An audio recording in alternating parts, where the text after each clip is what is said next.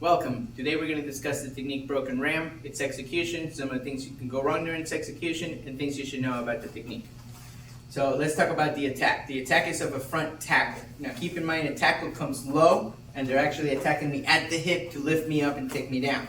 This is not a bear hug where the guy comes to grab my hip, but he's standing up straight. Okay, so think of a football player. They don't tackle like this. They get low and try to drive their shoulder into the hip. So unlike charging ram, where we get off the line of attack, this one we're going to stay on the line of attack just like we do intercepting the ram. So the idea is as he comes in, I want to try to clear the arm and hit him, but I was not fast enough, or for whatever reason the arm still came in. So the idea now is that I want to lock up this arm and control his height. Remember, anytime we're on the inside of the arms, I want to control his height. So I'm not trying to break this and lift him up. That's actually going to help him tackle me and take me down. I want to drive him to the floor and stop his forward momentum. Okay, so let's talk about what's actually happened with our stance. This could be off a non-ready, or I could already be ready. But the idea is to start shifting into a reversible so that I'm in my exit stance.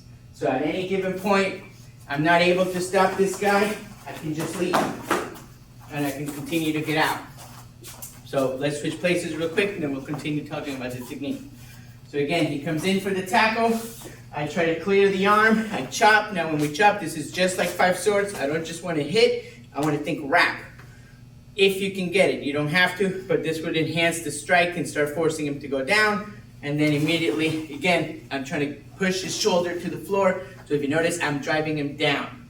I'm not pulling him up towards me. I want to cancel his height. Good. Once he's down, the idea here is I'm going to do 2 circles, the foot and the hand. So my hand's going to come up, my foot's going to come up. They're going to start together, but then they're going to finish at different timings. So if you notice, my foot and the hand start moving, but then I'm going to buckle, I'm going to hip bump, and then I'm going to hit with the arm.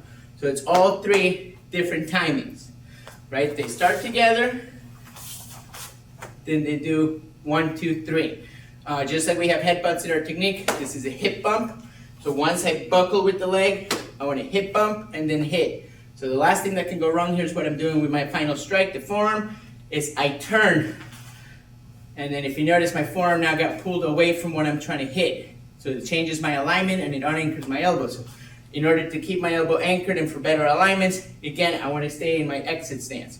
So once you buckle, hip, I just hit without turning. And then again, you can cover out if you choose. So we'll walk through it one more time. As the attack comes in, I'm trying to do it outward to clear the arm, drop with the hand sword, control the height. This hand can be up obviously as a check. I do the circle, scoop to the groin, buckle the inside of the leg, hip bump, start getting him to move back, then forearm strike. And then you would cover out if you choose. One more time without the explanation. Up. We hope this video helps you. Thank you very much.